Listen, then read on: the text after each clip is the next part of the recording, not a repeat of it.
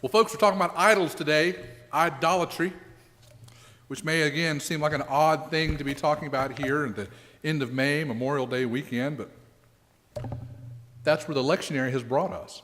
And so we will deal with what the lectionary has delivered to us. Our Old Testament lesson this morning, which is actually not lectionary, that was my choice, is a classic Bible story. I remember it from Vacation Bible School and Sunday School, the golden calf. Now, the Israelites, who have been rescued from slavery in Egypt, right? They have seen miraculous wonders done by the very hand of God. They have witnessed the plagues.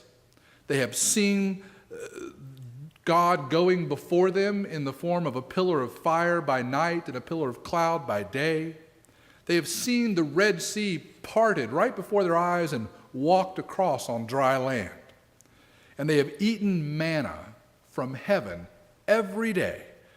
These people who have seen firsthand more visible evidence of the presence and power of God than I would say any other group in history make a statue out of their gold jewelry and worship that instead. You see, the worship of idols was a problem in the ancient world. People thought that carved images of wood and stone contained some aspect of the deity that they were trying to worship, and so they would pray to these statues and worship them. The second commandment given to Moses at about roughly the same time that the Israelites were busy worshiping their golden calf and breaking it, expressly forbids the making and worship of idols, which makes me wonder if God didn't peek down into the valley to see what they were doing as he was talking to Moses and say, oh yeah, and tell them I said no idols too.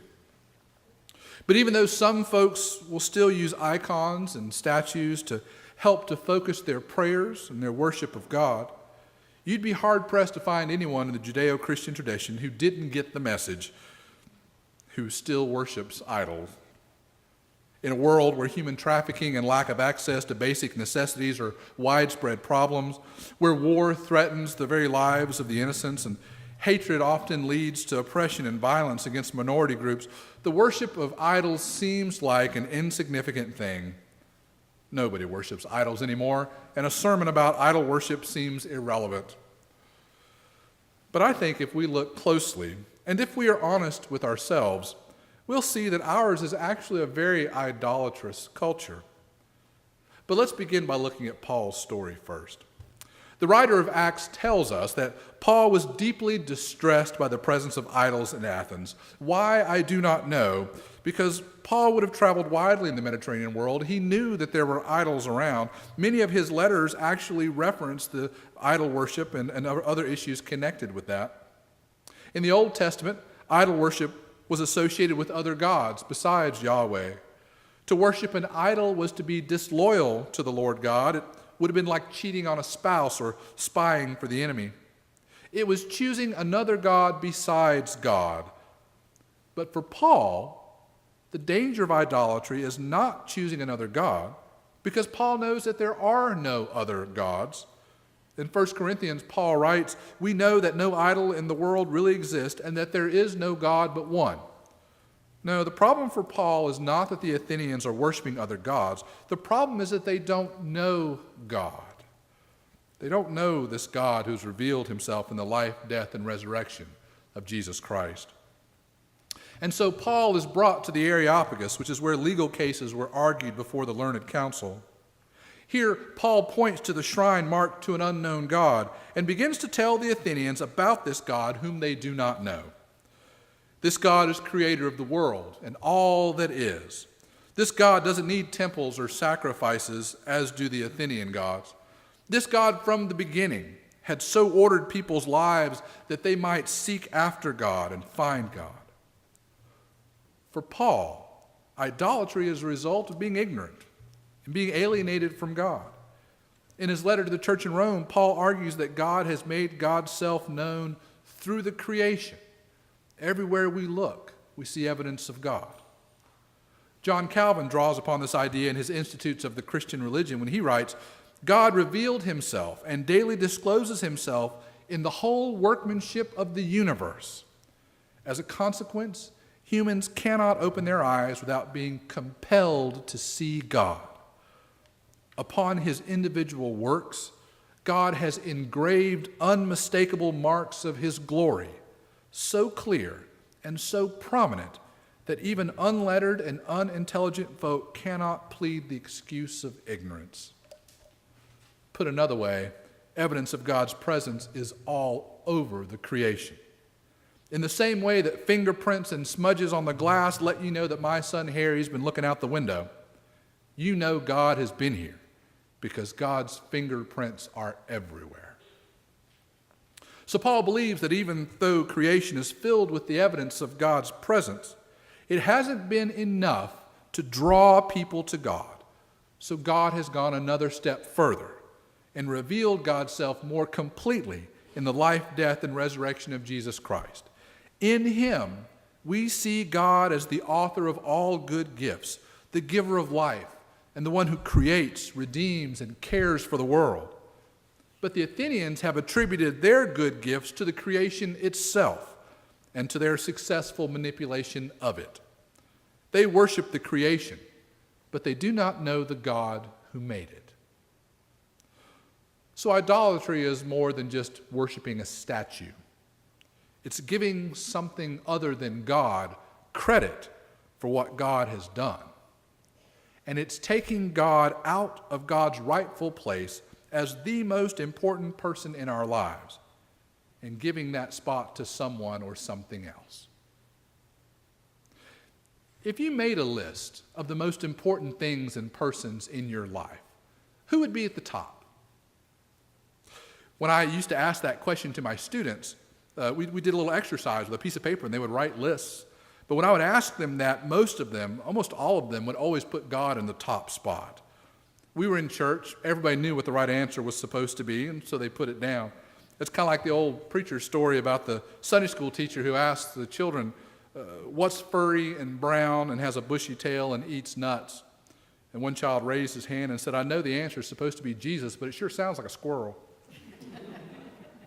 So we know what the right answer is supposed to be. We know what's supposed to be at the top of our list, but is it really? Paul Moser of Loyola University in Chicago writes, in idolatry we put something or someone, usually a gift from God, in a place of value that detracts from the first place owed to God alone, the gift giver. That thing or person is an idol. So what are the gifts God has given us that we honor more than we honor God? Well, I know people that spend so much time at work building their careers, they never take time to think or to thank God for the opportunities that they've been given. For them, their work is an idol. I know people who accumulate amazing amounts of money and wealth. Everything they do is geared towards making more of it. For them, money is an idol. I know people who spend thousands of dollars on booster club dues and tickets and tailgate parties. They never miss a game, whether on TV or in the stands.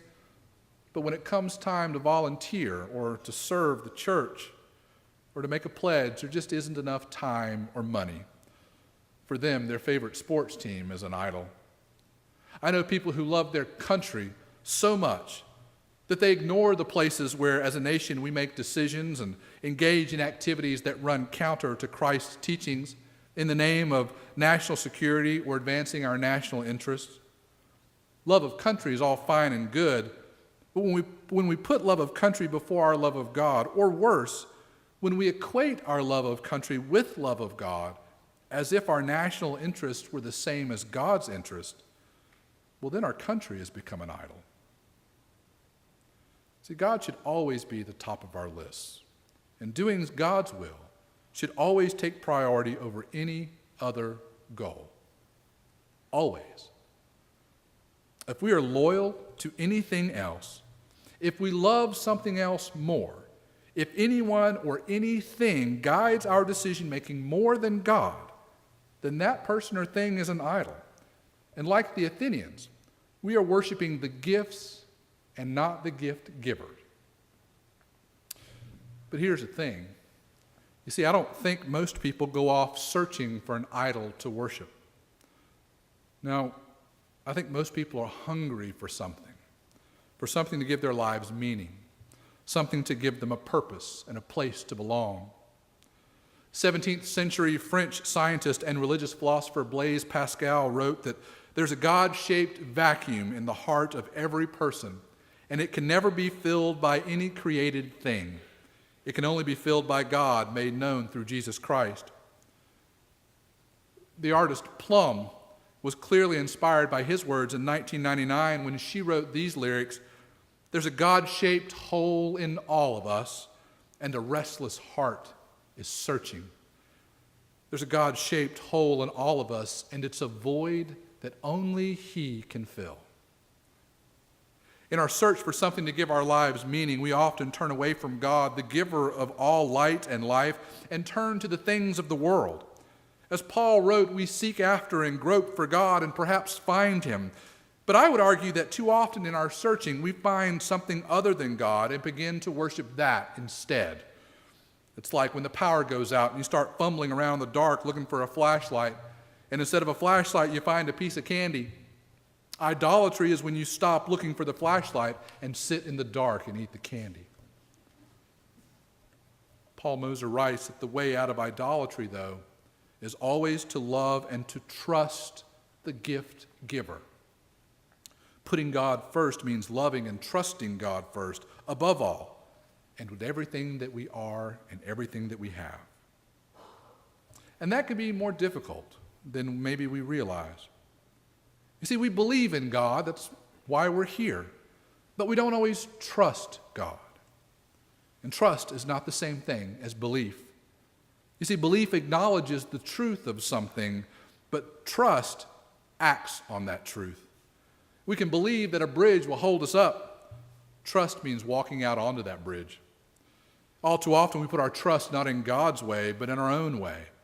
When we allow our work or our money or our allegiances to teams and university and nations to govern how we live and dictate how we make the important decisions in our lives, then we show that we don't really know God. We don't really understand what Jesus revealed about God, that as shocking as the words are to say, we trust our idols more than we trust God. You see, faith means trusting God, even when God's will runs counter to the culture in which we live, even when it runs counter to what we may consider to be common sense. The world, you see, tells us that love is reserved for the beautiful and for those who have something to offer us. But Jesus taught that we are to love God with all of our heart and soul and mind and strength, and our neighbors as ourselves. See, the world teaches that we should meet violence with violence, that we should hate our enemies and wish them harm. But Jesus taught that we should love our enemies and pray for those who persecute us. The world teaches that we should love and trust money and accumulate lots of stuff. But Jesus taught that we should not store up for ourselves treasures on earth where moth eats and rust destroys. The world teaches that we should take care of ourselves first. But Jesus taught about the Good Samaritan. And Jesus said that when we feed the hungry and clothe the naked and visit the sick and imprisoned, that as sure as we do it unto the least of these, then we're doing it to Him. But to live as Jesus taught and not as the world teaches can be a scary proposition. It takes courage and it takes trust. Trust to believe that what God wills for us is what's best for us as individuals and as a community. And before we can trust God, we must know God. And that's what Paul was getting at that day in the Areopagus, that we can know God through the life, death, and resurrection of God's Son, Jesus of Nazareth, the one we call Christ. For when we know God, when we take the time to learn about God, we soon discover that the God we are worshiping is bigger than the God we are worshiping. This mysterious, all-powerful, yet loving and nurturing God longs to be in relationship with us, to know us, and to be known by us. And when we begin to understand that, then we will desire to follow God, to make God's will first and foremost in our lives, to trust the gift giver more than the gifts. Oh, we'll still cheer for the Buckeyes and the Bobcats and the Gamecocks. We'll still work hard at our jobs and be conscientious about money, but none of those things will be as important to us as our desire to love and serve God with all that we have and all that we are. To God be all honor, glory, power, and dominion in this world and in the world that is to come.